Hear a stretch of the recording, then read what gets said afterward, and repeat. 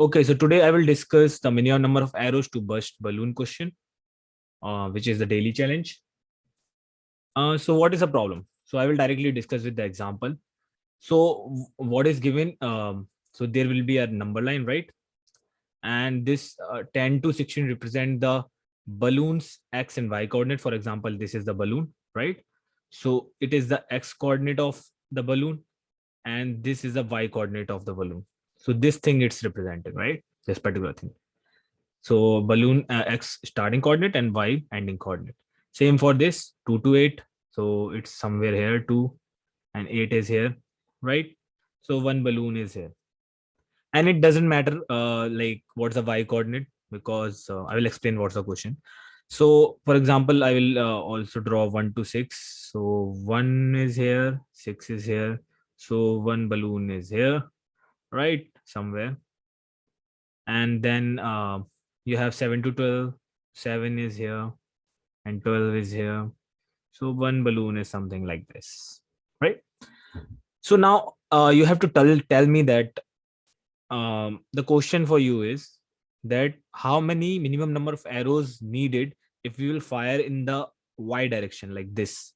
So if we'll fire this arrows, it will go like till the y infinity.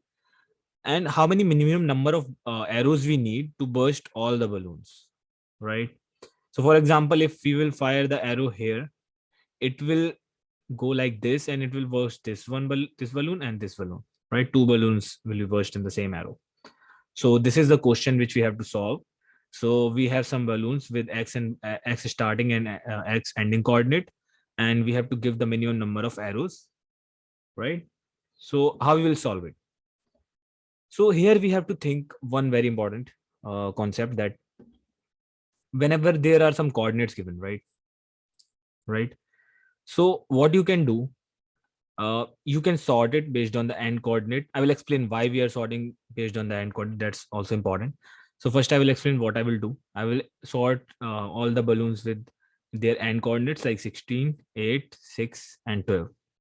So how they are sorted now? 2 to 8, right? No, first 1 to 6, sorry.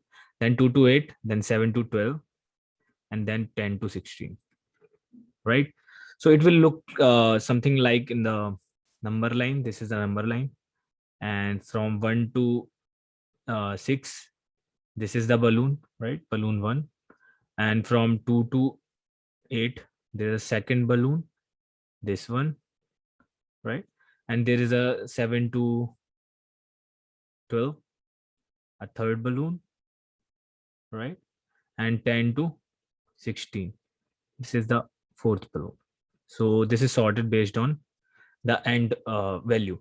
And why we are doing it? For example, if this is ending first, now I'm explaining why I sorted based on the end index. So for example, this is the first ending value for the balloon, right? This is the particular balloon which will end here in this coordinate, right? So it's very important to fire an arrow in this coordinate if we want to watch this particular balloon, right? And no other balloon is ending before this. I'm talking about endpoint. So this particular balloon is ending here. So if you'll fire something after this, it will not burst this balloon, right? And if you'll fire exactly at this point, it will definitely burst this balloon, right? So it's very important that something should be fired before this particular point, because this is the first balloon which is ending earlier and we have to burst it, right? So this is the arrow which will fire. And now the second thing, how it's helping. If we will fire the arrow here and some other balloons, so it's actually definitely true because we sorted it in a ending point. So all the balloon which are coming after this will have end point after this, right? Like this balloon, and this balloon. All three balloons have ending point after this because these are sorted. But if some other balloon started before this particular endpoint started, so that will also be burst. Like in this case, this balloon will burst, right? So if we will fire the arrow here, we can burst two elements. So till the point, we are getting the balloon whose starting point is smaller than this ending point, we will burst that. So in this case, what we will do, we will fire an arrow at 6 and check how many other balloons have starting point earlier than this.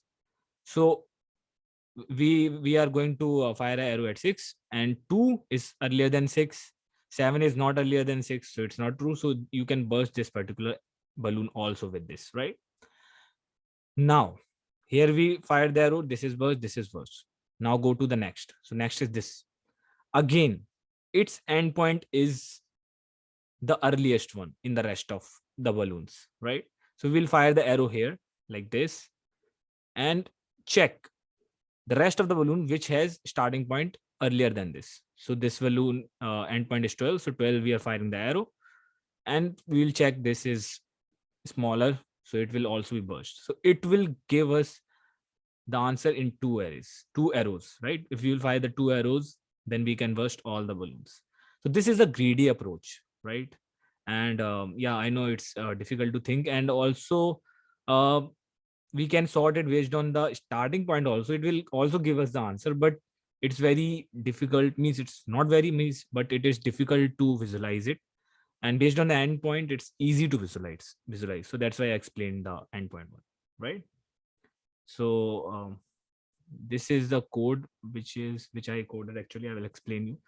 So what I did, I sorted our array, right, based on the end index.